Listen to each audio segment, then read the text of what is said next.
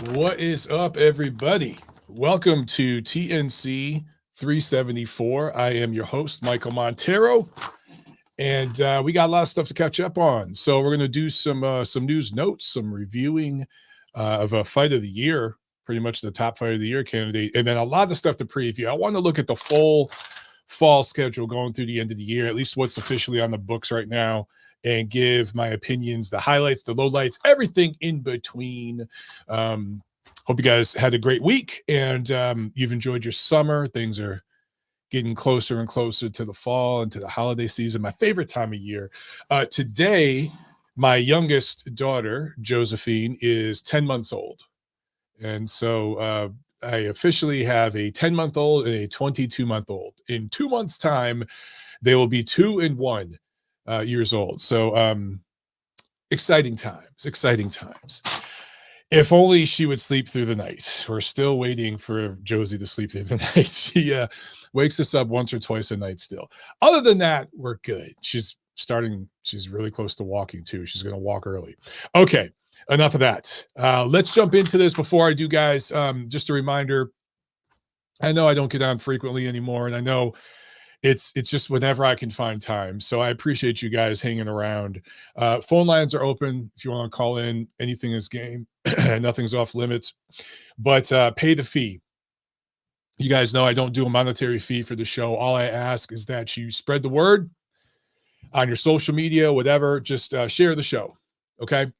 That's it. That's the fee. It's non-monetary. So pay it. All right. TNC 374. Let's get right into the news. And some of this stuff, you're going back a few weeks. You know, it's been a while, like I said. So I just want to catch up. Vasily Lomachenko, according to manager Igis Klimas, basically said he's taking the rest of the year off. He's going to rest. He's going to chill with family. He's going to reevaluate things and see what he wants to do. He's basically been a semi-retired fighter as of recently. And I say that because, I mean, he's been just as active as any other champion. I get that. But he's been talking about retirement. He's kind of got one foot out the door. So he's halfway there. When you start talking about that, you're kind of halfway retired. Anyway, there were rumors that a fight between Lomachenko and Gervonta Davis was finally going to happen later this year. And those rumors were all bullshit. Anyway, Loma put all those rumors to bed and said, nope, not fighting. Not interested in that fight right now or any fight. I'm going to take some time off.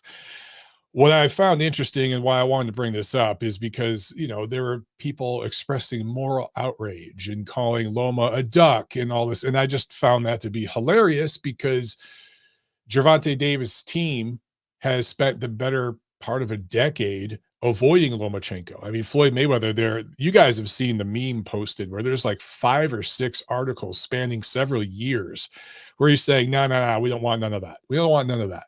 And now suddenly in 2024, they're calling him out, right? I find that very, very interesting and funny.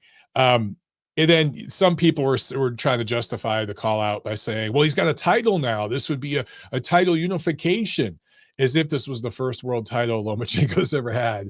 I mean, he basically had all the belts at lightweight at one point, right? I think all but one. So come on, guys. It's the hypocrisy and the moving of goalposts I just find to be interesting. Personally, if I'm Lomachenko at this point, I'm telling Tank to go F himself. Not because of anything personal, but it's like Loma's taken the challenges that Tank hasn't. He's fought the guys and taken the types of challenges that Gervonta Davis's team have blatantly, explicitly avoided.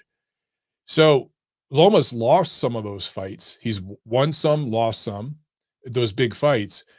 Some of it was controversial. Some of the losses were controversial, but won some, lost some.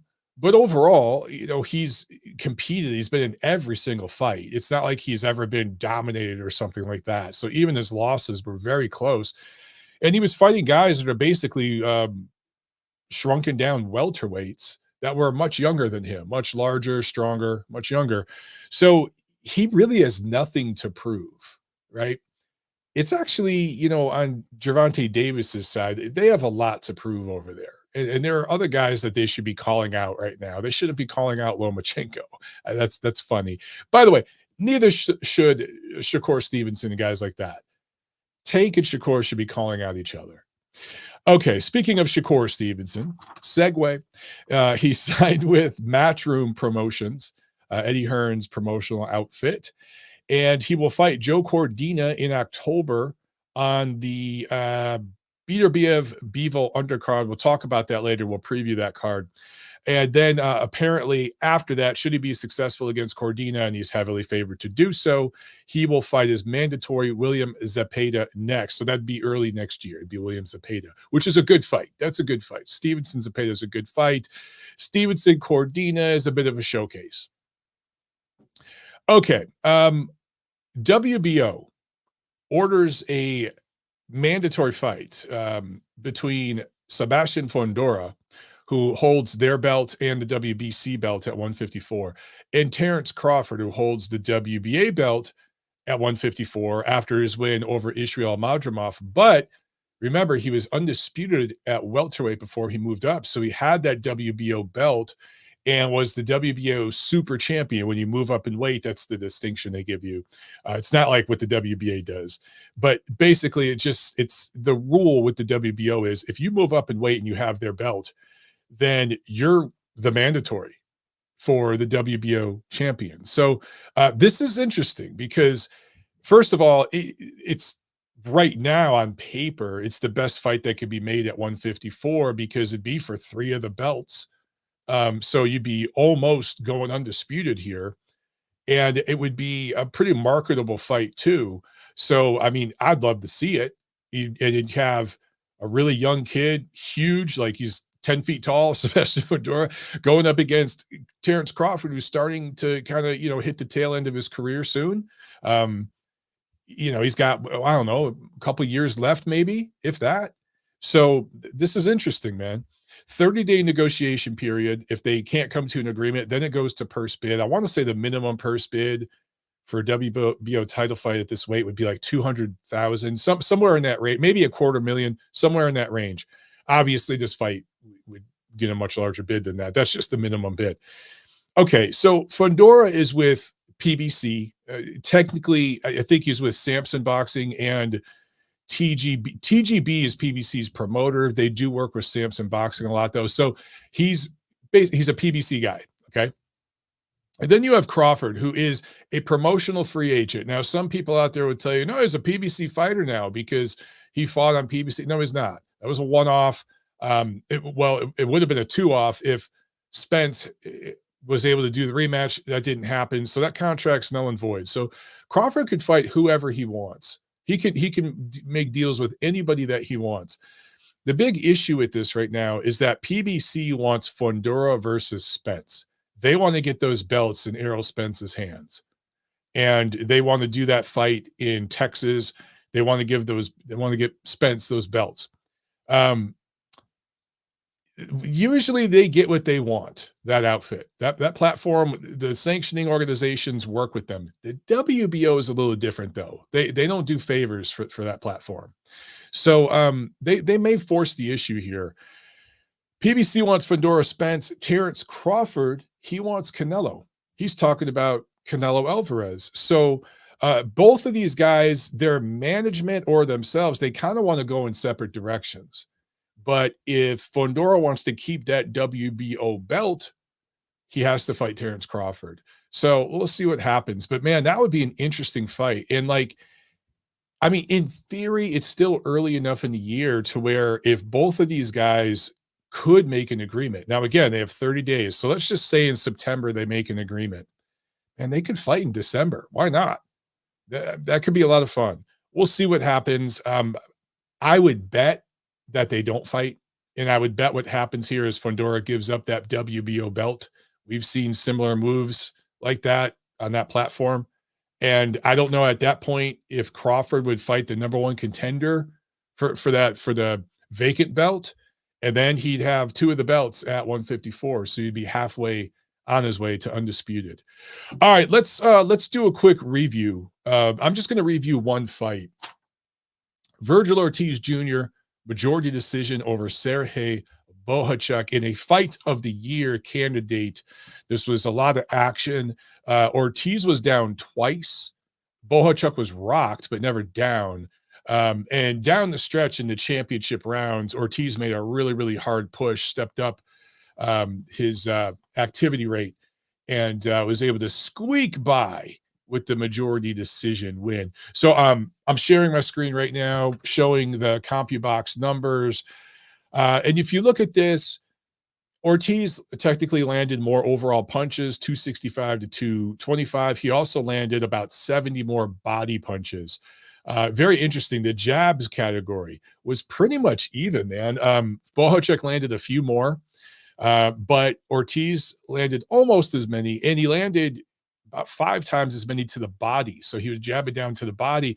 Ortiz also more accurate with the jab. Bohachuk was pawing with it a lot. Wasn't necessarily shooting it hard. He did land some good, stiff, hard ones, though, obviously. But he was also kind of using it as a rangefinder a little bit. Then you go to the power punches. Ortiz threw just a few more, but landed over 40 more. Almost, I mean, well over 40% connect percentage. And then again, with the body work, 82 power punches to the body to just 28 for Bohachuk. Some comments here from CompuBox. This was a firefight from start to finish. The combatants throwing a total of nearly 1,600 punches. Bohachuk threw more, but Ortiz landed more. Bohachuk scored a knockdown in the first round that was originally ruled a slip, but it was overturned by the replay beginning for the 5th round. Bohachuk knocked Ortiz down again in the 8th, but Ortiz stormed back in the round to hurt Bohachuk while landing 16 power punches to Bohachuk's 11. Over rounds 8 through 12, I talked about the late surge, right? Ortiz outlanded Bohachuk 112 to 89 in the championship rounds. He landed 56 punches to Bohachuk's 40. So look, I mean, you know, I don't have a problem with this decision. I know some people did. I'm going here. I want to bring up the total punches, this top row here, guys. So you could just kind of look at the work rate late in the fight. I mean, in the final round, Bohachuk threw 60 punches, but Ortiz threw 84. He threw 75 punches in the 11th round. So, I mean, you could just see the last few rounds of the fight, he really did outwork Bohachuk with his work rate. Now, a lot of people out there thought Bohachuk deserved the decision, particularly because of the 2 knockdowns. To give Ortiz this fight, to have him winning, you essentially have to give him 8 rounds, right? Because the 2 knockdowns, you lose a point for that. So you'd have to give him, 8 rounds and then be, I'm losing my mind. Because if you had it 7-5 with the 2 knockdowns, that'd be an L, right? So that makes a big difference. And a lot of people thought that this fight was closer than that. So some people didn't like the decision. But all in all, I mean, I'm good with it. It was a good fight. I'd love to see them run this back. It was for the WBC interim 154 belt. So in a sense, Ortiz is now the mandatory for Sebastian Fundora. It's up to the WBC to force that mandatory. I don't think they will, because they're business partners with PBC, who promotes Fundora. So the WBC is not really going to force that anytime soon. But in theory, down the line, a year or 2 down the line, Ortiz may have a shot going up against Sebastian Fundora for the full championship belt. Okay, so that's it for review. Now let's talk preview. I want to talk about this upcoming schedule here, and then we're going to jump to some phones. We got a lot to look at, okay? So I want to just preview everything. So Tuesday, next Tuesday, September 3rd in Tokyo, ESPN Plus is going to show this here in the States. Naoya Inoue versus TJ Doheny, and this, of course, is for Inoue's undisputed championship at 122. I think it's his, second defense of the undisputed championship. So look, TJ Doheny is a good, tough, rugged guy. I don't think he's ever been stopped. He's lost a couple times when he's stepped up. He's had some impressive performances where he, I think, exceeded expectations, and then he's had other performances where he kind of didn't meet expectations. But overall, he's an honest, hardworking fighter that's going to be a good night's work for anybody out there. If Inoue could be the first man to stop him and destroy him, that would be a statement. It really, really would. But some people are saying, oh, I don't care about this fight. It's a showcase fight. And I get it. Guys, I get it. Here's the thing. Naoya Inoue, more than any other fight in the sport right now, any other fighter in the sport right now, is a guy that I'll watch him fight anybody. I'll watch him fight anybody. I want to see Naoya Inoue fight. And you got to have guys like that to keep your passion and interest in the sport. There are fewer and fewer of those kinds of guys for me these days. Okay. But the previous generation, just to throw another name out there, was Gennady Golovkin. If Golovkin fought a guy who worked at Pizza Hut, I want to watch. You go back before him, Arturo Gatti. I had to see him fight. Right. You just, and I could keep going back. There's different guys that like, I want to see them fight no matter who the hell they're fighting. And that's where I'm at right now with Inoue. So I'm going to be watching this live, man. This is going to be on in the morning here on ESPN Plus. I'm going to be up getting my coffee, getting my girls fed their breakfast, helping my wife get them fed. And in the background, I'm going to be watching Naoya Inoue do his thing. I've talked about this before, but you know, ESPN Plus is the only platform I'm subscribed to right now. And I'm subscribed to them because of I like some of the shoulder programming that they have, like the 30 for 30s and all that kind of stuff. But the price of it is totally justified because I get to see Naoya Inoue fight 2, if not 3 times a year. He may fight 3 times within a calendar year this year. And I get to see him fight in the morning. Like I don't even have to stay up, or I get to see him fight in the morning. He's the most dynamic fighter in the sport right now. So getting to see him 2 or 3 times a year is worth my annual subscription fee to ESPN Plus. Everything else, literally everything else, is a bonus. What I'm paying for is to watch Naoya Inoue. He's the only guy in the sport right now I can talk that way about. Seriously. There are other guys in the sport that I really admire what they're accomplishing and what they're doing. Oleksandr Usyk, of course, when he goes up against Fury, we'll talk about that fight in a minute. He goes up against Fury again in December. I'm going to be watching that live, of course. So there are other fighters out there, but more than anyone else, man, it is Naoya Inoue. He's the guy I want to watch. So he's fighting next week. That's going to be a lot of fun. Later in September, a couple weeks later, September 14th in Las Vegas, it is the return of Canelo Alvarez, who is going up against Edgar Berlanga for 3 of the 4 belts at 168. And this will be on Amazon Prime Video pay-per-view. I believe this is the same night of a big UFC event that's, I want to say it's also in Vegas. Guys, correct me if I'm wrong. I don't follow UFC like that. But I believe they're having an event that same night, and it might even be in the same town. So this is going to be a tough sell for Canelo. Now, I've talked about this because a lot of people, especially on X, you know, who's the face of boxing? You guys have seen those posts, right? And it's always a picture of Canelo next to Gervonta Davis. And it's like, come on, guys, come on. The face of boxing is Canelo Alvarez. He's carried this generation. He's been the guy in the 2020s. He pretty much single-handedly pulled the sport back into relevance after the COVID lockdowns by having some big events that were heavily attended, and some of them sold a lot of pay-per-views.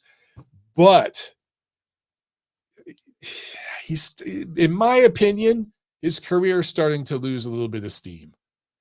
If you look at his recent resume, he hasn't really fought top names. He hasn't really fought elite names. The top challenge at 168, everybody saw that as being David Benavidez, right? I talked about that for years.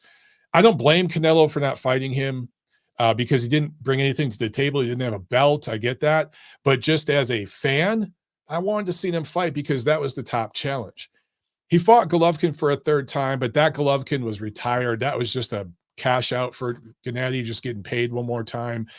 And then, you know, he's fought guys like John Ryder. Now he's going to fight Edgar Berlanga. Canelo's just not going to fight.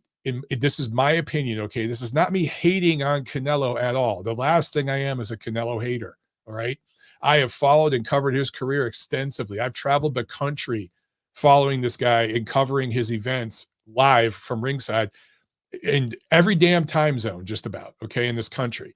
So this isn't me hating at all, but I was there for the rise to prominence and all that. I was there. I was on the beat and I saw all of that. And now I'm seeing the way things are shaping up now and some of the business moves he's made in recent years, the platforms he's moved to and stuff. He's at the stage of his career where it's like, okay, let's get as much cash as we can for the lowest risk. And let's work our way out of the sport while maintaining as much prominence as we can with very selective, opportunistic matchmaking. And that's what this is. So Edgar Berlanga has an undefeated record. He had that knockout streak for a while. We've talked about that in the program a lot, how, what that was. And that was just, who cares? Once he stepped up in opposition, the knockout stopped, right? But he has an O.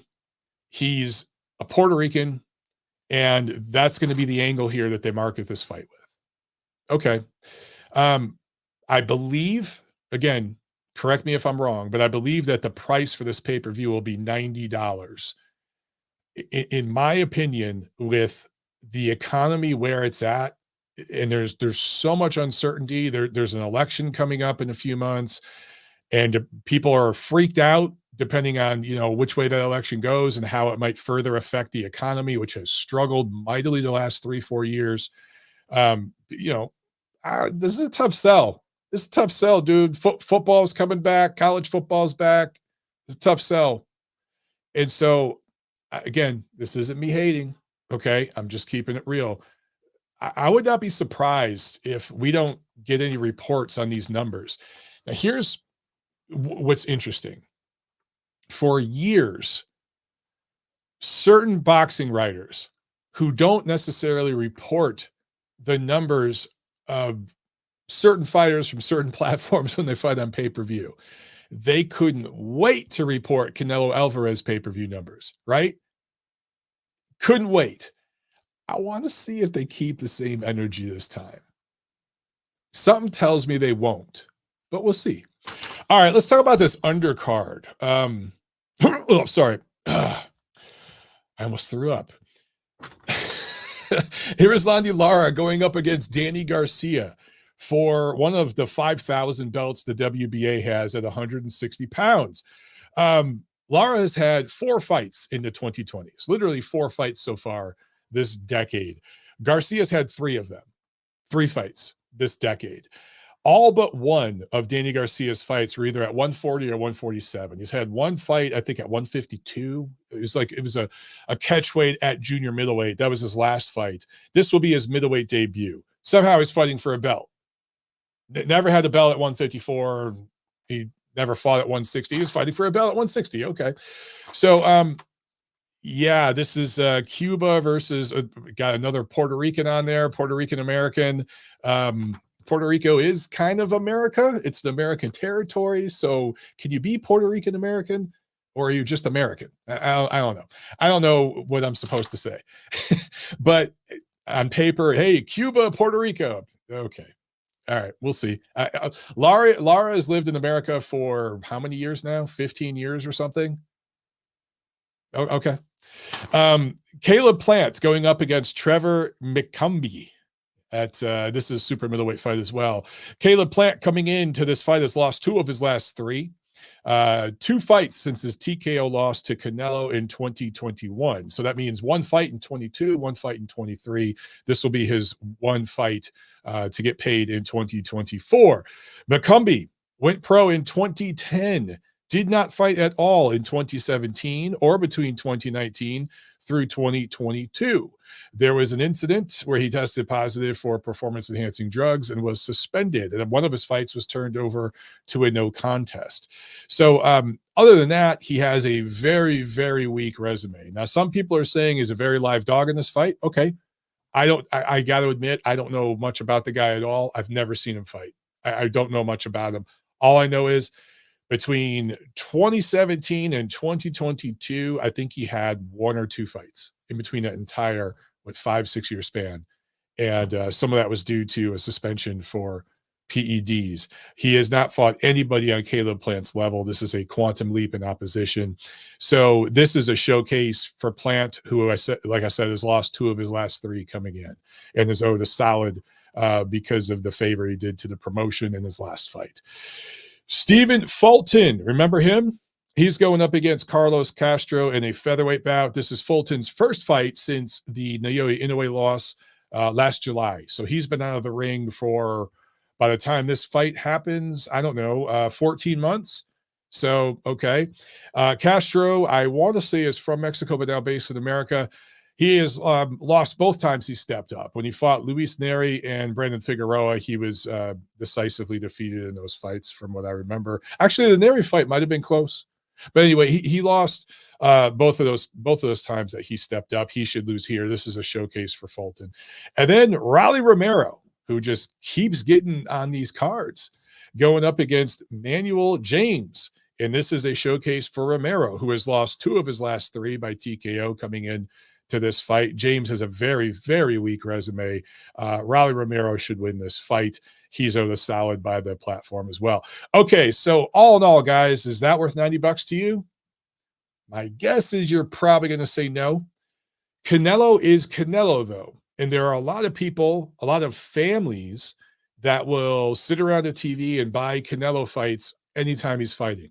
Okay. I mentioned before, Naoya Inoue. It doesn't matter who he's fighting, I'm going to watch. Now, that doesn't mean I'd pay for a pay-per-view. Okay.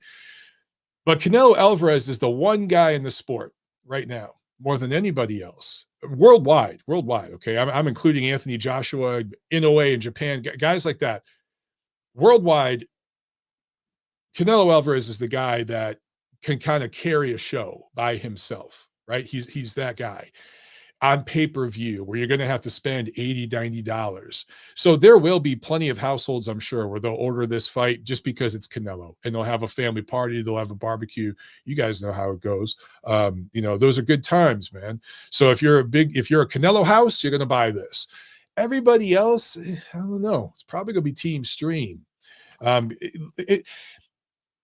just put it this way, guys. Is there any fight on this card that you got to see live? Or could you wait and see it the next day? It's an interesting question, right? Because when I think of pay-per-view, I think, man, I got to see this live. There's at least 1 or 2 fights on this card I got to see live. I don't feel that way about any fight on this card. All right, September 21st in London. It's listed as DAZN pay-per-view. This can't be pay-per-view here in the States. That doesn't make any sense. It must be pay-per-view over there in England. If they have it as pay-per-view here in America, they're insane. Anyway, Daniel Dubois going up against Anthony Joshua for the IBF heavyweight belt. That really, let's be honest, is Oleksandr Usyk's belt. He beat both of these guys pretty decisively. Anyway, Anthony Joshua, since fighting Oleksandr Usyk and losing twice, has fought Jermaine Franklin, Robert Helenius, Otto Wallin, Francis Ngannou. You can make a very, very, very good argument, and it would be my argument, that this is his best opponent since Usyk. Meanwhile, Dubois is coming off what? The Hrgovic win? Jarrell Miller?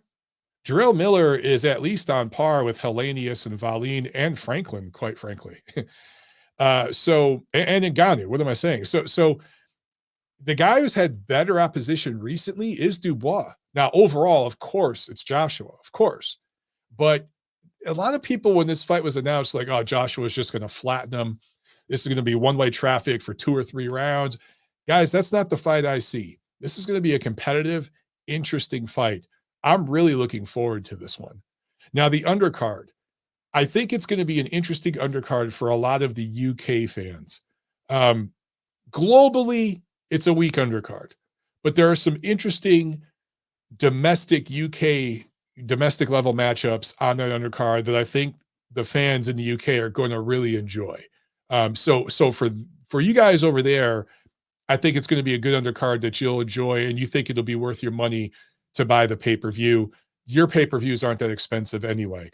And, Anthony Joshua, obviously, he's the most popular athlete in England. He can carry a pay-per-view on his own. So I think this will do good numbers over there in the UK. If it's pay-per-view, though, over here, and again, my notes just say DAZN pay-per-view. I could be wrong. But if it's pay-per-view over here, whew, that's ugly. I'm looking forward to this fight. If it's pay-per-view, I'm not buying it, but I want to check this one out. I'll definitely be looking for it. I'll find it somewhere. I definitely want to see this fight. Okay, October 12th in Riyadh, ESPN Plus is covering this event. So far, I don't think this is on pay-per-view. Again, my notes could be incorrect. Correct me if I'm wrong. But right now, it's just listed as ESPN Plus. Artur Beterbiev versus Dmitry Bivol. I'm sure this will become a pay-per-view at some point, just because it's those Riyadh season cards are always pay-per-view. So anyway, Artur Beterbiev, Dmitry Bivol for undisputed light heavyweight championship of the world. Got to be the best fight you can make in boxing right now, right? Certainly up there in the top 2 or 3 fights you can make in the entire sport right now, top to bottom. So it's a fantastic fight. It's for undisputed. You have a great contrast of styles. You have 2 guys with decorated amateur careers that have started to really carve out solid pro careers, very different looking careers. Bivol probably got off to a faster start than Beterbiev.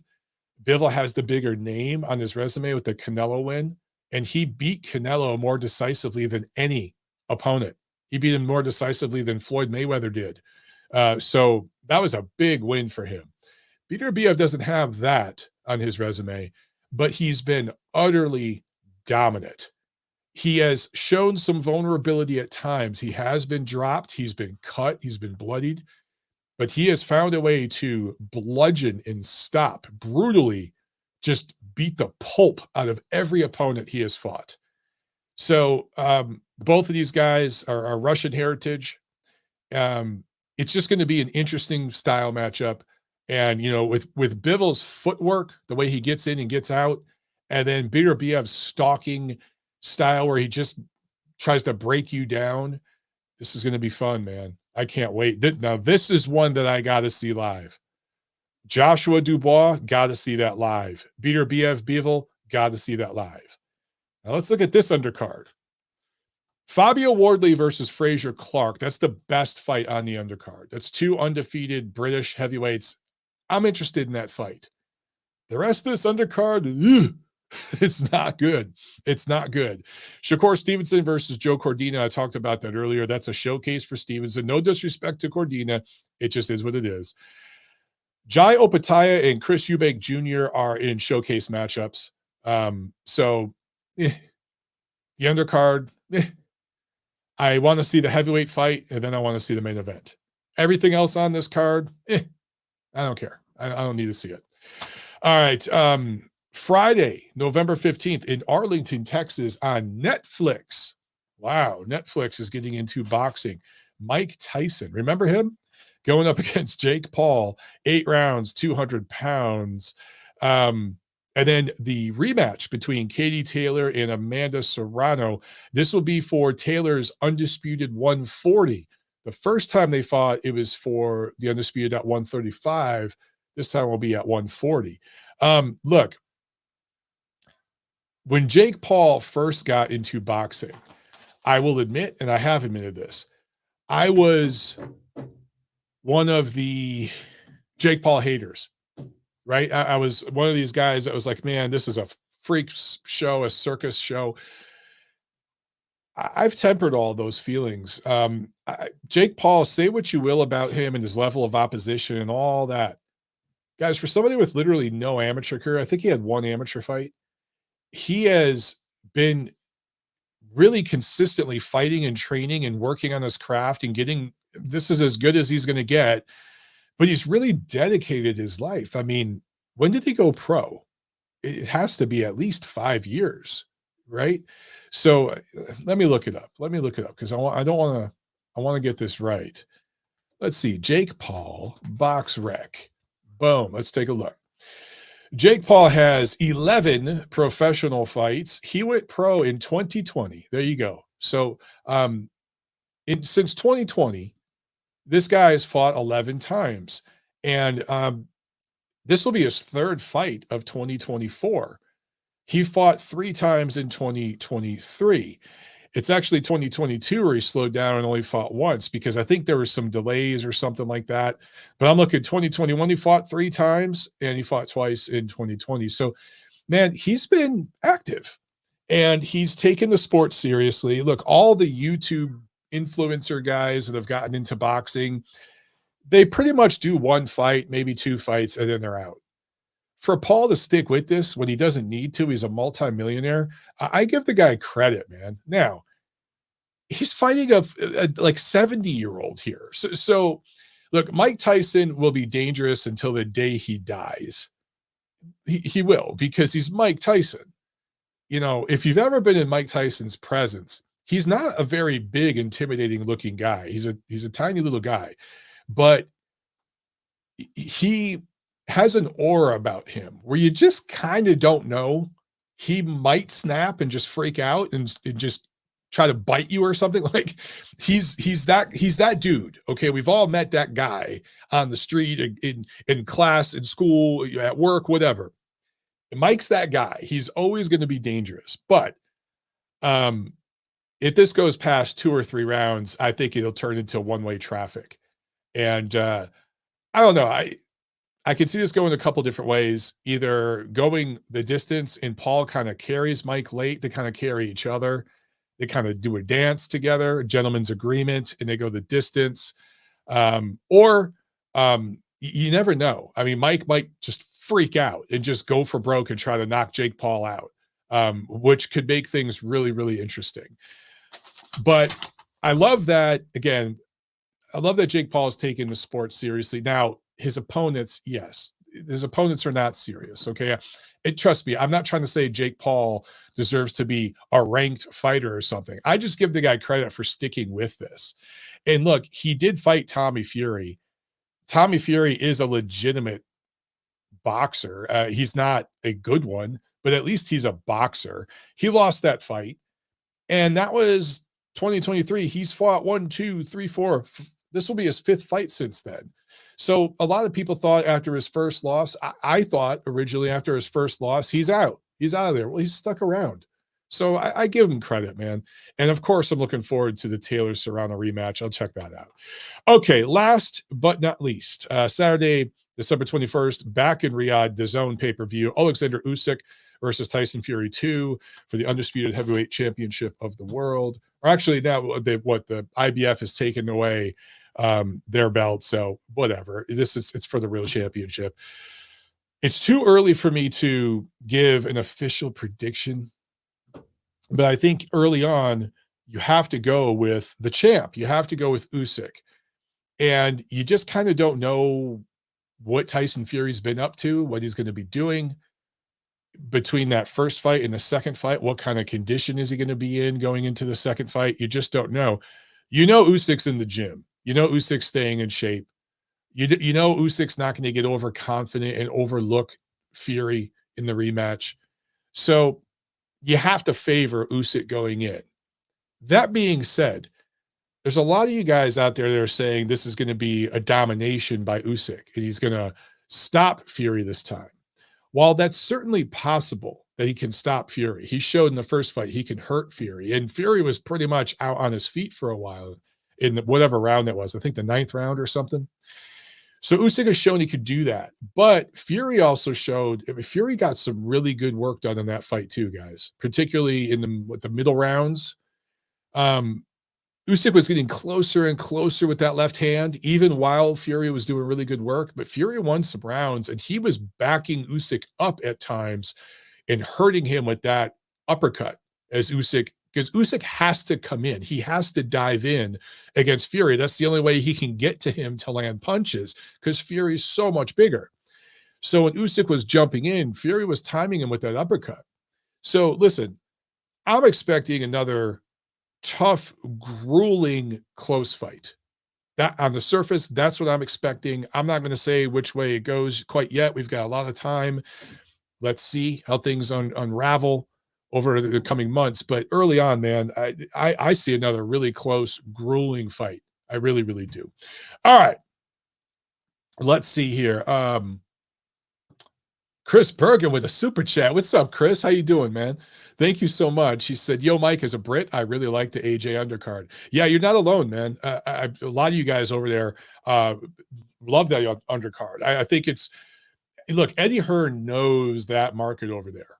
He pretty much built it into what it is today, right? And I don't want to take anything away from Frank Warren. He's done a lot of good work over the years too, but Eddie Hearn has taken UK boxing from here to here, right? He's made the UK a global player. So he understands the market. And yeah, I think that this card is going to sell very well over there in the UK. All right, let's jump to the phones, man. Let's jump to New York City, 929. What's up? You're on the show. How you doing? Hey, what's going on, Mike? Just first off, I want to say have a happy, Labor Day weekend to you and your family. Thank you. You too, man. Yeah, I know. Thanks, appreciate that. I'm going to be looking forward to Diego Pacheco fighting Maciej Sulecki. I think that's a good fight. Make sure I have a catcher live, but just want to make sure, just to reassure you, the Dubois versus Joshua fight is not going to be on pay-per-view. Okay, I can assure you that. Okay, and also Beterbiev versus Bivol, that main event is also going to be free on ESPN Plus. It's the rehab season portion of the card that's going to be headlined by Shakur Stevenson. That's going to be a pay-per-view on the zone. So good luck with that. Good luck with that. Okay, thank you for correcting me, man. Thank you so much for that. Okay. So I just want to say, I want to get this off my chest. You remember when you said that fighters are using their launching pad fights as a landing pad fights? Yeah. Where you're trying to build up a career? Well, I don't know if you know the news, recently, but Brian Norman Jr. turned down a fight with Jaron Boots Ennis, that was supposedly worth of over 1.5 million, right? It's been a back and forth earlier this morning, the last few days, especially with another fighter named Stanionis, who I don't even know why he's in the business of even turning down fights and taking step-aside fees. But he had a substantial amount of money given to him. Like, I just want to bring up Wilfredo Benitez. Like, dude, he made $7,500 fighting Antonio Cervantes at age 17, right? And he built himself up to a level where he earned 1.2, exactly 1.2 against Sugar Ray Leonard at welterweight. Now, this is a guy who's been newly minted as a world title holder, after beating up Santillán. Good on him. But that is a stepping stone fight. You're just getting a fight right now that is an opportunity to make yourself into a bigger name in American boxing. But because we're dealing with fighters that have, a business savvy, allegedly mind, we're not getting the fights we want to see. And so the only resort is they got to put the fights on pay-per-view. However, they haven't built themselves up as a marquee name to become a pay-per-view attraction. So they kind of put the cart before the horse. Absolutely. And that's the way it's been for a while now. So I like to see that thing corrected. I give, Brian Norman Jr. and his dad a ton of credit for building himself up to where they are now, but you're not going to make that kind of money that Hearn was giving you elsewhere. If you feel Leroy is insulted, you might as well leave Top Rank because they're the ones that are be stiffing you, for fighting less. So you're going to fight Cuevas, I guess a mandatory. Good luck with that, selling that fight. And an undercard of Keyshawn Davis, by the way, who's still building up his name, good luck to him. And, that's, to me, it's just a matter of believing in yourself, and knowing you can make that money on the back end of victories and not just wait for a bigger check. So that's all I got to say, man. And that was beautifully stated. I agree with every word you just said. You put it better than I ever could. Spot on, brother. Spot on, man. Thank you. Enjoy your weekend, brother. Enjoy your holiday. And thanks, man. Call back. All right. Peace out, man. All right. Sure. Yeah, man. That was, perfectly stated. I've talked about this before. A lot of guys will get that one W and they think, oh, I made it. I made it. Right. And really that one W is a launching pad. Okay. So now you've like launched, you've taken off, but you haven't landed, dude. You don't land until you're a household name, at least with like casual sports fans. You know, people in boxing think that boxing is, they don't understand how niche this sport is. Okay. But then on top of that, sports in general are niche. If you look at the general population, it's not even half of the population that watches sports, right? Most women don't. I mean, a lot of women do. A lot of women do. Women listening to the show right now, I love you, ladies. But if we're being honest, most women don't pay attention to sports, at least not religiously like dudes do. A lot of guys that follow sports these days, it's fantasy league nerd shit. Sports is a niche market. It's extremely profitable because people love paying for it because, you know, fans are passionate and they go to games, all that stuff. A lot of it's corporatized too. But sports in general is kind of a niche thing, but then boxing is really niche. So if you're Brian Norman, you get that W, which was fantastic. And he's a guy that has been overlooked. He's just kind of flown under the radar. And now he's getting a little bit of credit. The credit, he earned it. He deserves it. But now it's like, dude, you're not a star.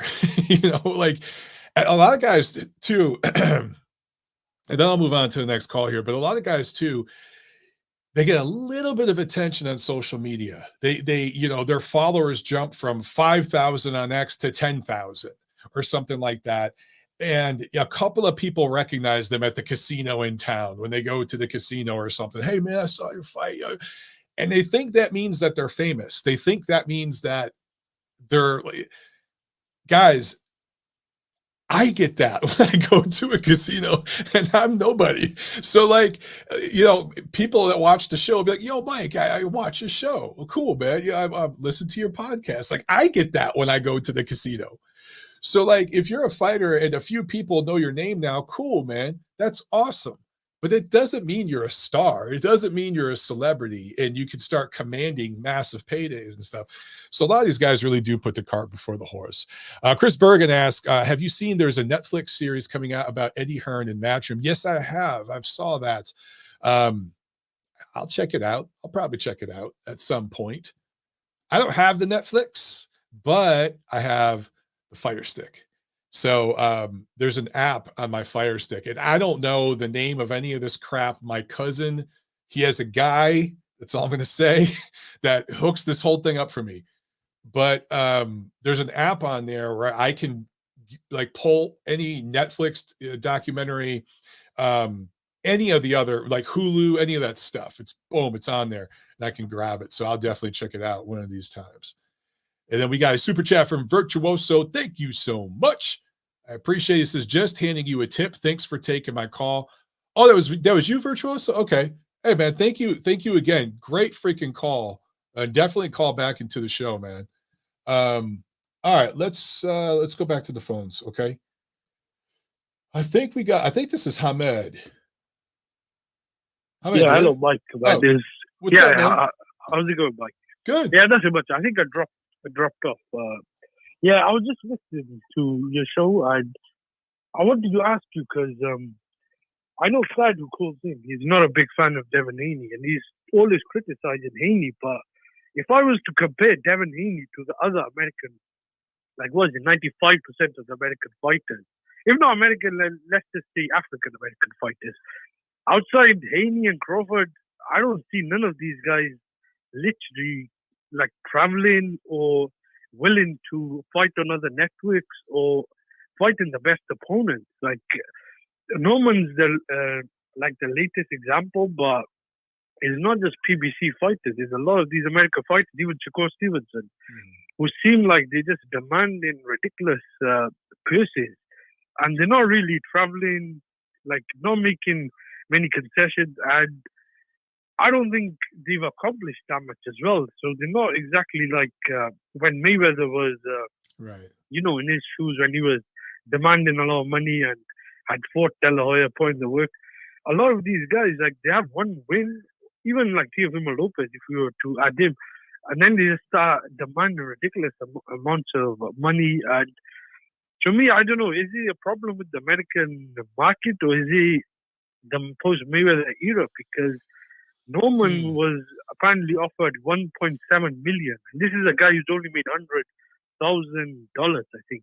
And even if you take away all the taxes and the he was going to pay to Top Rank and whatever, his manager, he still would have got close to $1 million. I don't know.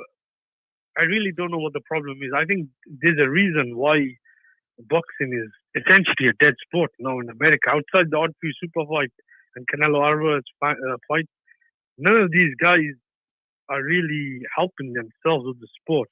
What do you think the main problem is? You know, it's an interesting question.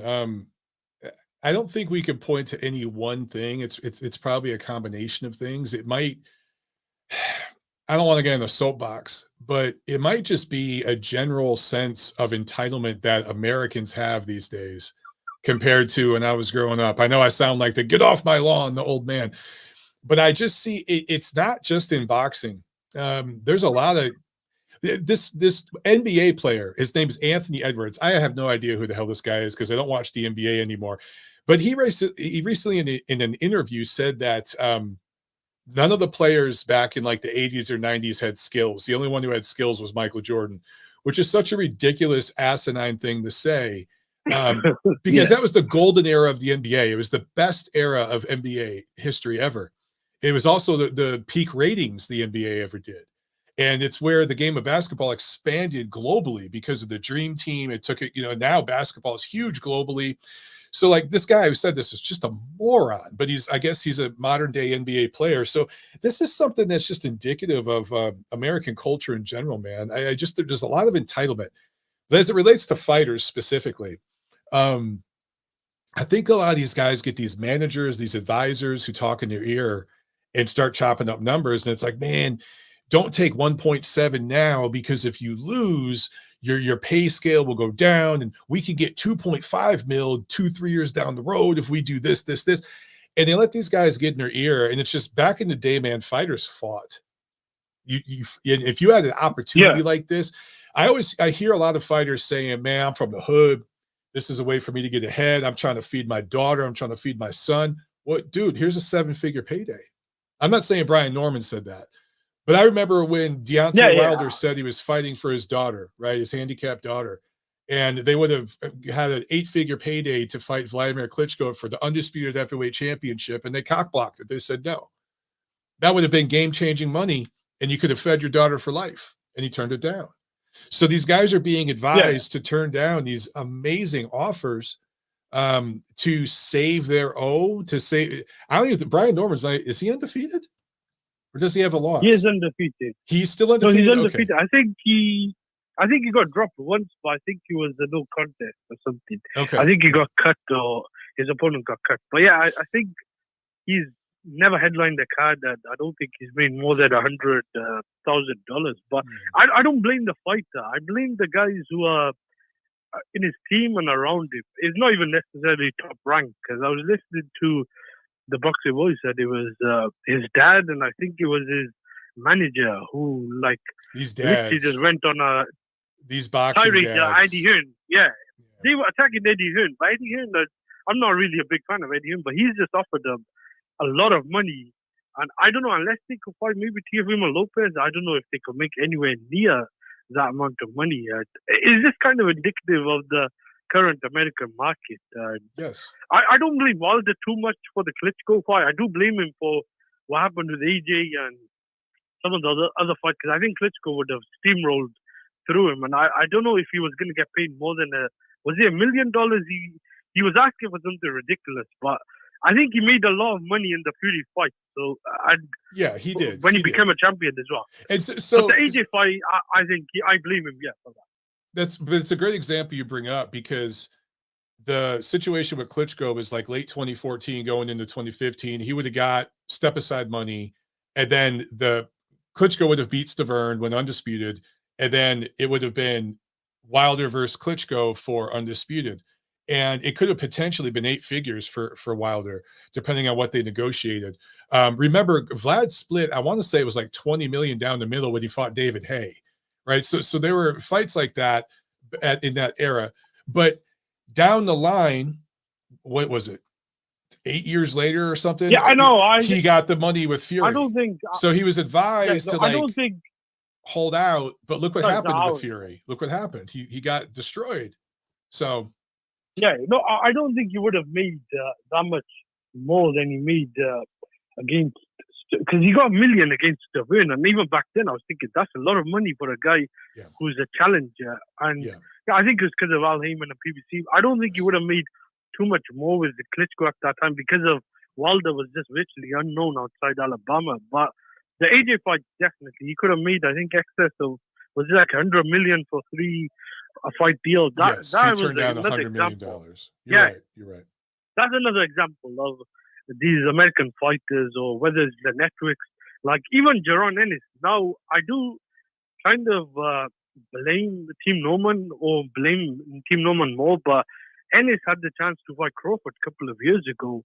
And I don't know if it's karma in a way, but his dad, I think, and his team was saying that they're loyal to Showtime. And then Showtime went out of boxing. Like, I don't know, people would keep debating about he should not have taken the deal because he was a mandatory challenger and he would only get a certain split. But I think Steve Kim always says a very good thing. If you win the first fight, you can make a lot of money and demand a lot in the rematch if you're that confident in your ability. But none of these fighters are actually that confident, it seems like. Yeah, you're 100% correct. And again, I think there's a lot of psychological reasons to it, but it's also these guys talking in your ear, advising them to play it safe. And it's like, hey, the money will come down the line. You'll get the money. Right now, beef up your record, pad your record. The money will come. You'll get that cash out, that big fight at the end. That works out for some guys. For a lot of guys, it don't. A lot of these guys get paid. They get the big payday, but they get destroyed. It happened with Wilder and Fury. It happened with Spence and Crawford. I can keep going down the list. These guys hold out. Even Plant with Canelo. You know, he made a lot of money. But he should have fought David Benavidez by then in unified belts. So these guys are just, it's business, you know, and because of that, they're just not building up their names with the casual fan base, and it's causing the market to really suffer here. Yeah, and also a lot of these guys, it seems like they get greedy as well. I think that's the main thing. They look at a certain number, then they think we could make even more, and then, you know, we may not have to really fight again that many times. And a lot of these guys end up only like fighting once a year when they get that type of money. And they should not be doing that at that stage of their career. Like, I don't know how you fix it. I think the networks need to maybe kind of cut down, because if Shakur Stevenson's getting paid $4 or $5 million for a Joe Cordina fight, which I think would have been a good fight a couple of years ago when they were both champions, that's way over, I think, his market value, because his last 2 fights have been snooze fest. Like, I don't know how anyone else would pay him that. I think that was more to do with the Saudis, but I personally don't think these problems exist in other markets like Japan, or outside America. I don't know. I think it's more of a American problem, and it's more to do with, I would say, the post-Mayweather era. I think it's had a bad effect. Yeah, I think a lot of these guys look at all the money Mayweather made and how he was able to take the lowest possible risk and maximize, you know, as much money as he could, and they think they can do that. But what they forget is that before he was Money May, he was Pretty Boy Floyd, and he fought really good fighters at 130, 135, and he was built up by Top Rank before he went solo and then went with Heyman. And so, like, Floyd put in the work. Floyd built up his name. And Floyd even ended up doing like Dancing with the Stars and WWE stuff, you know, all this reality show stuff. He built up his name, and that's how he was able to sell himself to a mass audience that didn't even necessarily care about boxing. But these guys, they don't get it, man. They have 1 or 2 fights where they kind of break through, and then they think, oh, I'm a superstar. No, you're not. You're a superstar in your little bubble, but outside of that, nobody cares. So, I don't know. But yeah, I got some more calls I got to get to, Hamed. Yeah, I was just going to even Javante Davis, who I think is very marketable and got the style, but I think they've done a bad job with matching him up. But before I go, I was just going to ask one thing. If Beterbiev does beat Bivol, outside the Benavides fight, do you think he should stay a light heavyweight because he could possibly retire or go up to cruiserweight? Because I think he maybe could do something at cruiserweight outside of retire. It depends on just how much longer he wants to fight, and also if there's a guy at cruiserweight that makes sense. Like if somebody at cruiserweight unifies all the belts, there's an undisputed champion to go after or somebody like that, then I think it would make sense. But right now that division is just wide open. The Benavides fight would be very marketable. They could even try to entice Canelo. So there would be some options for him at 75. But yeah, with cruiserweight, it just have to make sense, man. It's about opponents. Yeah, I heard Zerdo could fight Willem Smith. Maybe if Zerdo wins, maybe Beterbiev could target him. But he'd have to beat Bivol on that. I think that's probably at least over a year ago. But I'll let you get to the other callers. But good speaking to you. All right, catch you soon. Thank you, Hamed. All right, take care. All right, let's okay, I just want to make sure I'm caught up in the chat. Yeah. All right. Let's keep it going, guys. I'm going to take a couple more calls, not too many more. Thad, what's up, brother? How you doing? Mike, I just want to, I think Hamed brought up a point about American fighters and what the downfall is there. I think it's a lot of things, but I will say that I think it has a lot to do with the I'll use this as an example. The movie King Richard, that was Serena and Venus Williams' father. I think it set a tone where these, who's that guy, LaMelo Ball or the father of LaMelo Ball or whatever, those types of. I know who you're talking about, but I don't know what his name is. Yeah. Are any of those guys any good? Are any of the Ball brothers good? Nah. Okay. They're good enough to be in the NBA, but they're not superstars. They're not anyone that you would notice beyond being in the NBA. Just another guy. Point being that these people that are watching these movies and hearing this diatribe in our culture today, where you can pretty much be anything. You could be a car mechanic and do heart surgery the same day just because of wokeness, because you are special and you can do anything. I think it's to that point where people just like LaMelo Ball's dad and King Richard, the father of Serena Williams, whatever. There's other fathers out there that want to instill themselves in their son and daughter's life, where they take over and they think they are the superstar. I think they inject themselves into it so much that they put aside a person that could actually take them far as management, that has a background in education, where they think they can manage their career. Okay. Because of that, whatever it is in American society today, whatever you want to call it. Okay. It's a fantasy land, Disneyland, just delusion. And we see in boxing, these fathers are advising their sons, and they failed in school, but now they want to be businessmen. Okay. I have a degree. I've even went to my master's for business, and believe me, it's not easy. You have to put the time in. There's a lineage there that you have to break through to know what you're doing in the business world, because they're sharks out there. And they can see and smell and spot a sucker from a mile away. I do. Okay. And then there's a point in the movie where they said, if you can't spot the sucker at a poker table, guess what? You're the sucker. These guys are suckers, and they're getting swindled and making bad decisions, like Brian Norman's father. Okay. Devin Haney's father, Teofimo. I could go on and on and on about all these fathers. Okay. They're bad for the sport.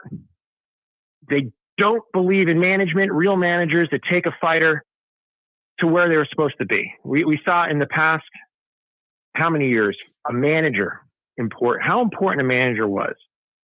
Okay. Look at Golovkin. Loeffler, he really built up Golovkin to be a superstar in America, where nobody wanted to fight the guy. So what did they do? They improvised. They got fights for him, knocking guys out left and right. Like Mike Tyson when he was a young kid. Jimmy Jacobs, manager, made him a superstar, knocking out guys. Made him a legend. Okay. matchmaking, getting them fights. Managers are the key. And in America, there are no managers anymore. There's fathers. There's fathers that want to be King Richard. There's fathers that want to be the superstar. And that's where we're at today in America. That's why you don't have a heavyweight. That's why there's no light heavyweight. That's why there's no super middle. There's no American champion above what, 154? Are you kidding me? That's crazy. But why is that? Case closed. They all want to be Floyd Mayweather. They all want to be this businessman first and a fighter second. And this is what we have. And to the point with Devin Haney, if they're going to take that Liam Paro fight, Devin Haney's food in that fight. I would bet the hell out of Liam Paro, because if the IBF title is on the line and Haney can't rehydrate his 30 pounds, he's only allowed 10 the next morning. That's going to stifle him quite fierce. And even without the weight, I think Paro knocks him out. I think Haney's damaged goods at this point. But Haney has to travel. He had to travel versus Kambosos because Kambosos was easy pickings. But to go to fight Paro, yeah, that's gutsy. But I think they look at it as a cherry pick. That's a cherry pick gone wrong, in my opinion. I think they think that they have Haney being a better fighter, being able to use his reach and be able to box his way to a win. But I don't see that. So from that standpoint, I think they're brave in a stupid way.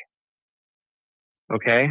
And that's where we're at today. It's just horrible management. You see these guys getting exposed left and right. Deontay Wilder, I mean, he's the king of it all. People thought he was this superstar. He was nothing more than maybe like a contender at best. If you put him in the Bone Crusher Smith era, okay, of the early 1980s, where you had all those titles splintered up before Tyson consolidated them, Greg Page, Michael Dokes, Bone Crusher, Frank Bruno, Tim Witherspoon would have laid waste to Deontay Wilder within 3 or 4 rounds. But yet people view him as a Hall of Famer. Why? Because of this obsession with the past of American success in boxing and in sports in general. And it's the entitlement that you said. There, without failure, there can be no success. And with these people afraid to take a loss, afraid to step back and say, wow, we need to improve on things, like Chevrolet and all the American companies in the 80s when they saw that the Japanese were kicking their ass in the automotive department. Mm-hmm. Okay?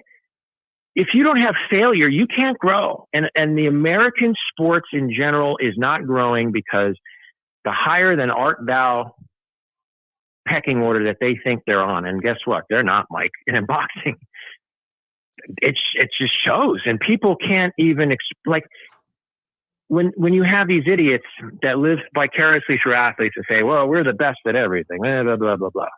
Like, well, look who the heavyweight champion is. Oh, yeah, well, that's so-and-so. I'm like, no, it's Oleksandr Usyk. Who's that? They don't know. They don't even care to know. All they know is the reputation. All they know is the propaganda. That's part of the problem. So, if you want to interject to that, but I think that sums that up. I know I'm long-winded, but I think it had to be said. If American boxing wants to grow. I'm with you 100%. My daughter just came in to say hi. So Josie, I thought I heard something. Say hi to everybody. Can you say hi? Can you say hi, baby? Say hi to everybody.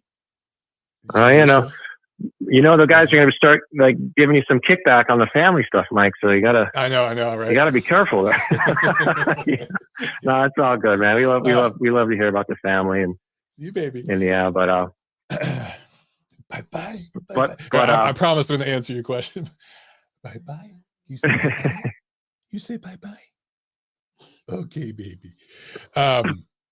Yeah, dude, I've seen those fathers at club shows. I've talked about this. There's one guy, I'm not going to call him out, but he's a pretty highly touted American prospect. He might have 10 fights by now. I don't even know if he has that many, but he fought in Atlanta a few times. And I actually did the commentary for the stream, for the broadcast, for a few of his fights. And his dad had bodyguards, hired security bodyguards. His dad was all decked out in like a flashy suit, had like a gold chain, all the ice on his hands and all that, right? And sunglasses in a dark arena. Right. And he's walking with bodyguards. And I'm like, no one knows who you are, dude. You're this kid's dad. And so I knew the PR woman, they hired a woman to do PR for them who I've known for years. She's really, really great. And she has a lot of experience. And the dad advised her to kick her to the curb. The dad advised the son to kick her to the curb because we don't need her. I can do that for you. Mm-hmm. I've seen that, a lot of it. So there's a lot of that going on, dude. These fathers, you do see them living vicariously through their kid. And I'm looking at them and they're 50 years old and they're dressed like they're 20. They look like a stupid teenager with baggy jeans hanging off their ass. And so it's like, I dressed like that when I was 15, bro, but I'm a grown man now. And you see these parents, these fathers dressed like that. It's embarrassing, honestly. It's kind of cringy to see it. It's very cringy. And you see Floyd Mayweather in his late 40s, and he's like my age, and he's still buying that jewelry. He's spending millions on jewelry he doesn't even have. And they're suing him. He's in trouble again. He's bankrupt. He's buying all this jewelry. He's 47 years old. Who do you need to impress by buying jewelry? I collect watches. Yeah. It is, and I like watches. I have like a couple of them, but a couple of Rolexes. I like them. So 3 watches. That's it. What do you need to show off for when you're 47 years old? Okay. It's pointless. Either who you are in life. You've done what you've done. That's what you are. You're pretty much at the end. It's sad to say, but don't say that, man. I'm 45. Don't say that. I know, right? Well, yeah, we've already done it, I think, but all we can do is improve on our beats, and refine. But Mayweather, guys like that, they view themselves like, like a 15-year-old again. And it's just, again, it brings me back to the failure in American boxing and American fighters. It's the process. It's the attitude. It's just the look at me attitude without any substance. It's like all flash, no dash. And the sport now, we got the answers we wanted, Mike. For the last 10 years or so, we're like, well, this guy's a hype job. This guy, he's unproven. This guy's avoiding fighters. Riyadh season exposed all these bums. They exposed them. Not that Jared Anderson is. He got his ass whooped. Okay? He got his ass whooped. And we got the answer. We all saw what happened against Piccoli. Okay? We're getting the answers we asked for earlier. And Crawford, I said, I thought he was overrated. He's a great fighter. He really is. I have to give him his props. And the Madrimov fight, Madrimov could have won that fight. I thought it was a draw. I thought Madrimov was up after 10, but I think Crawford won those last 2 rounds. We saw either that one of 2 things, that Crawford's a great, and that would make Madrimov a great. Or Crawford's a very good fighter, and he's on the same level as Madrimov, who's a very good fighter, but he just doesn't have that experience yet. I think that's where we're at. I think we have to, look at where we are today after we've gotten the answers through Riyadh season, because they paid these guys the money. Wilder took fights he never would have taken early in his career and got smoked, flat out smoked. You see Shakur Stevenson now. Well, he hasn't taken the step-up fight yet, but as soon as he fought a puncher, he ran like a girl. In my mind, William Zepeda and Oscar De La Hoya, if you're listening to me, make that freaking fight. Zepeda beats Shakur Stevenson. I don't care what people think. You could call him skilled, whatever. I don't think he has it inside. He will crumble when that pressure is on him. And when there's nowhere else to run, he's going to crumble. And if a referee's protecting him and the judges protect him, so be it. But these guys are getting exposed left and right. Thank you, Turki Al-Sheikh, for giving us the answers that we needed. Because now we see the truth. And maybe in a few years, you see a lot of these new up-and-coming American fighters. Abdullah Mason, I think, is one of them. I think Bruce Carrington might be the other. I don't know if it was Carrington, but one of them has a really good attitude, comes dressed up in a suit, Carrington, yeah. Really sharp, yeah. really educated. I don't know which one is that. I think it's one of the 2. But he's a guy that you could pretty much hitch your wagon to and say, this guy is worth building around, because Smart he doesn't kid. buy into all the hype. Yeah, smart kid. Yeah. Real sharp. Yeah. Right. That's the type of fighter you need in this sport in America to bring it back to respectability, because right now it's the JV squad in boxing. And it doesn't get any better than the fact that when you have to use snack, and this will be my final point here, snack, you know, the weight bully capital of the world, they, even on their website mission statement, it's basically veiled to describe the fact that they can pretty much beat the weight divisions, and you can rehydrate better with snack. And it's true. I mean, we've seen Demetrius Andrade go from 168 to 190 against Benavidez, who actually was 192, go figure, that fight. You know, Terrence Crawford, Boots Ennis, my God, he was a light heavyweight when he fought Ebenezer in the last month. Okay, and you have Devin Haney, of course, you know about him, 25, 30 pounds. He's walking around. My God, have you seen him? He looks like one of the fat boys from back in the day. I mean, this guy's walking around with like a donut in his hand. He does. I mean, it's unbelievable. Yeah.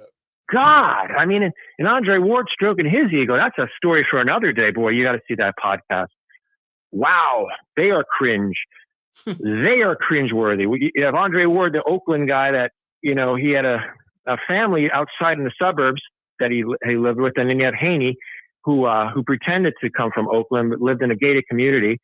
They're all acting like they're Oakland, like on the streets. It's absolutely cringe, and how they make excuses for, you know, losing fights and their robberies. Well, anyway, it's a mess, and I'm sorry I had to use my entire call for that with the American fight scene.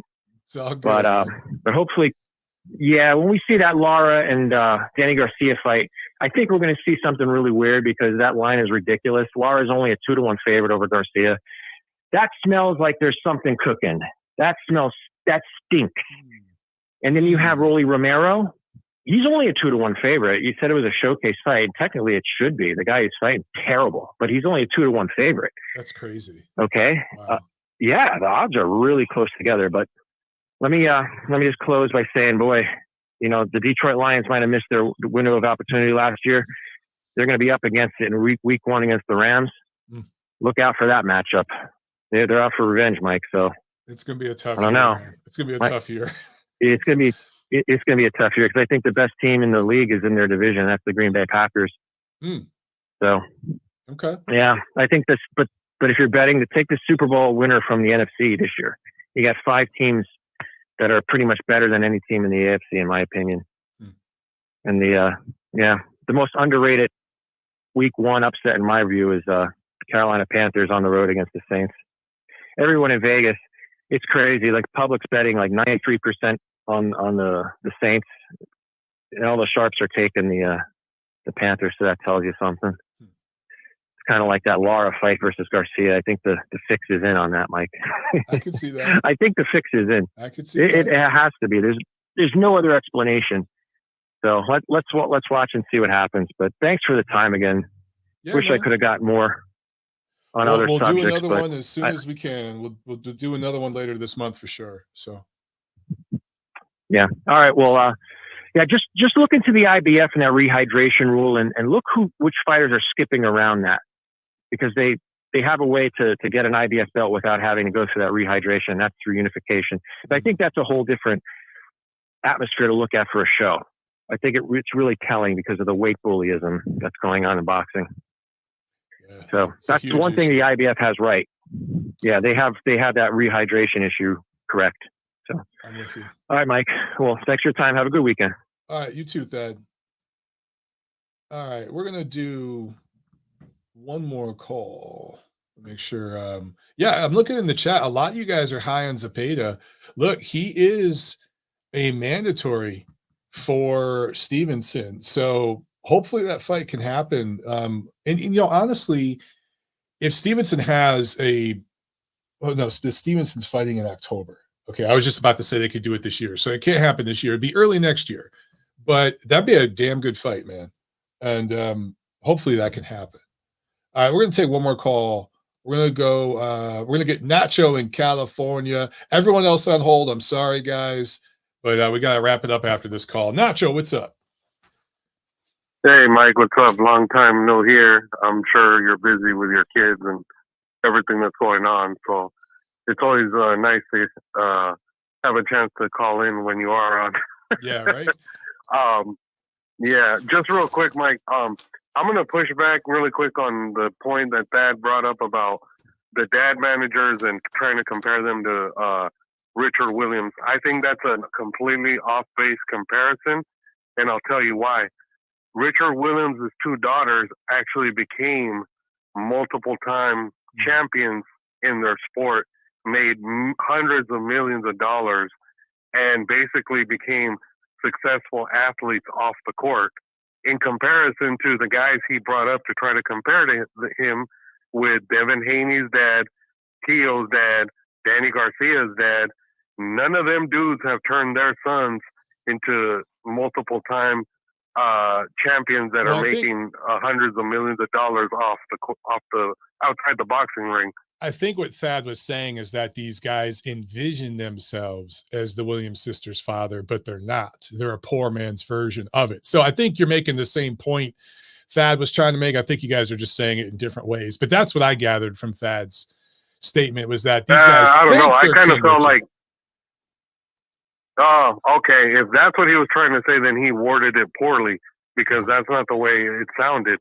It sounded like he was trying to imply that these guys thought that they were on his level or better, and that's not the case at all.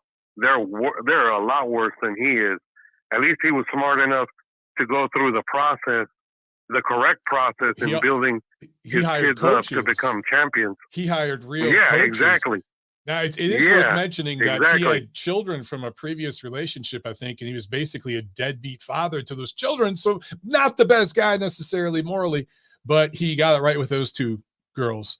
And to your point, he got them with coaches that could actually teach them stuff that he couldn't. So he did it the right way. Exactly. Yeah, I'm with you. Yeah. I'm with you. Whereas those other guys didn't. They're trying to act like they know how to do it, and they really don't. Right. To be honest, the only guy I can think of in the last 30 years that was a father and was a trainer or manager for his son that actually did do him well was Shane Mosley's father, because he actually did help him succeed, unlike some of these other guys who basically have tried to. Shane's wife who screwed him. His dad did a good job for him. Yeah, it was. I was about to say, his wife was the one that did him dirty, not his father.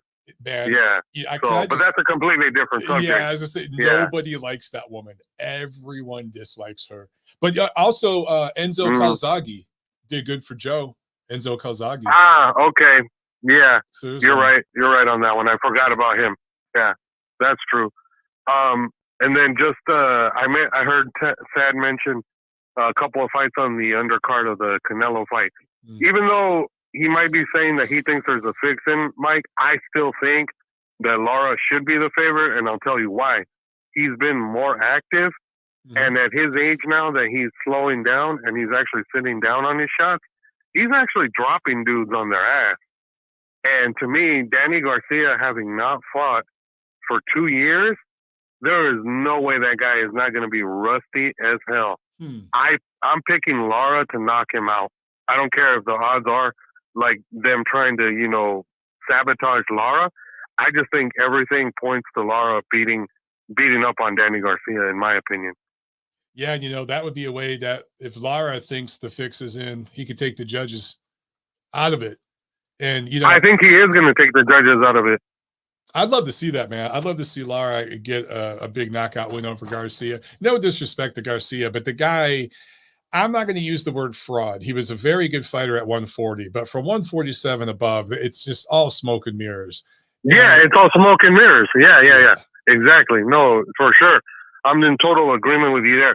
He never beat the elite guys at 47 that he fought, and then the guys he did beat were all like C-level guys. So it's kind of hard to say he was elite at any point in time at 147. And then the other fight, Mike, that fight, like he said, between Rolly and the guy he's fighting, that is a complete showcase fight, because the guy he's fighting I was looking at his record, he's fought nothing but tomato cans. Yeah. So this is literally a get back easy win for Romero, if anything, for sure. Just a quick question, Mike, on the other fight on that undercard. Where the hell has Trevor McCumbee been? A few years ago, he was like a high lookout for prospect with Top Rank, but in the last few years, he just kind of fell off the face of the earth. Now all of a sudden he's back. Like, do you know anything about where the hell he went? Well, I know he was suspended at one point for performance-enhancing drugs. He had one of his fights changed to a no contest, and I think it was the Nevada Commission that suspended him. I'm not sure how long that suspension was, but I mean, yeah, he was out for like 4 of 5 years. I talked about that earlier in the show. I don't know what the hell happened. I honestly don't. After that suspension, I'm not sure what happened. Because he was with Robert Garcia, and Garcia was kind of, helping mold him. And the guy looked like a legit prospect for a while. And then, like you said, that whole thing happened with the suspension. And then he just fell off the face of the earth. So it's just kind of strange to see him come back now, especially him really not having fought anybody. So, I mean, I'm not saying I think Plant's going to, blow him out of the water, but it is strange that they would pick a guy who legitimately has not been active to try to act like he's some sort of like real contender to Plant at this point. I'm with you, man. I totally agree. Yeah. And then with the fight on, I'm sure you brought it up, right, Mike? The Inoue Doheny fight. Mm-hmm. What do you think of that fight? Yeah, I mean, look, obviously Inoue is a big favorite. He should be. Doheny, I believe, has never been stopped. I talked about that. He's lost, but he's never been stopped. I think Inoue will probably be the first guy to stop him. It's a showcase, but I give Inoue a pass on that, bro. Like, I'd watch Inoue fight a pizza boy. I'd watch him fight anybody. He's more than any other fighter in the sport. That's what he is to me. He's must-see TV, and he's already fought the top dudes in the division. There's only one other name out there, and that guy isn't really interested in fighting him right now. So, yeah, I'm going to be watching this one live, dude. Anytime he fights, I'm there. Yeah, no, I agree. He's must-see TV for sure, and he's definitely active, which is a lot more than I can say for some of these other guys in the sport. So yeah, I think, like you said, he's fought a lot of the better guys in the division, and there's really only one name left at this point, and supposedly that fight might happen next year, so we'll see. We'll see what happens with that. Also, too, Mike, really quick, there's a fight this weekend. I don't know if you know about it, with Diego Pacheco and Sulecki. What do you think about that matchup? It's a nice matchup. Yeah, I can't believe I forgot to include that because Virtuoso called in earlier and he brought it up. That's a solid fight, man. And I just completely dropped the ball and forgot to mention that in my preview. But which one is that? Is that the Zone? Yeah, it's a Matchroom card. Yeah. Okay. Yeah. I like it. Good fight. Solid fight.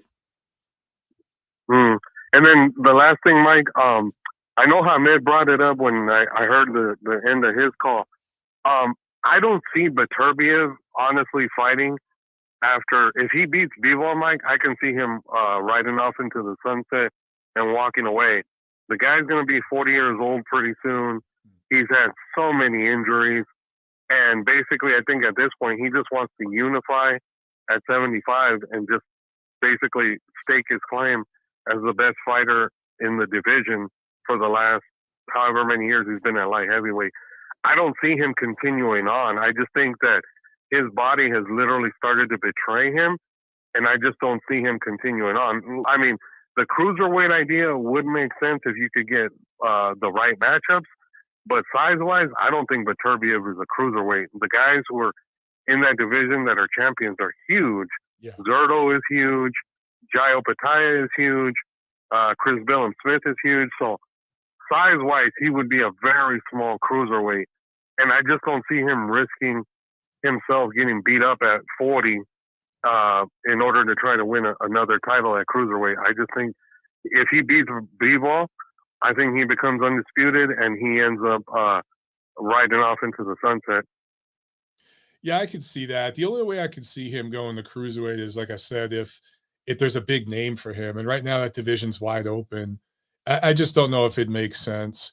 And I'm with you. I mean, he really has been injury prone just with his style and the way he trains. He's a gym rat and his body's starting to break down. So if he gets the W, I could see him walking away, maybe doing one last defense and walking away. But how are you leaning on that fight, man? Because right now, I got to tell you, I just got a gut feeling that Bivol is going to win that fight by decision. I haven't made an official prediction yet, but that's my early feeling. Well, how do you feel about it? I don't disagree with what you're saying, Mike, but I will say this, though. Bivol has not fought a guy who, when he touches you, he hurts you. Like, he's fought guys who were considered punchers, but Bivol was able to outsmart them and outbox them. I think Beterbiev is going to be clever enough that he is going to walk Bivol into something, and I think he's going to hurt him, and I think eventually he's going to get him. I don't see Bivol being able to stay in mid-range and outside for 12 whole rounds. I just don't. I think Beterbiev is going to walk through his shots at some point. He's going to start to touch him, and then I think eventually he breaks him down, and I think he's going to probably stop him. I could definitely see that happening too. That's why that's such a good matchup, man. Such a good fight. I mean, I want to see it.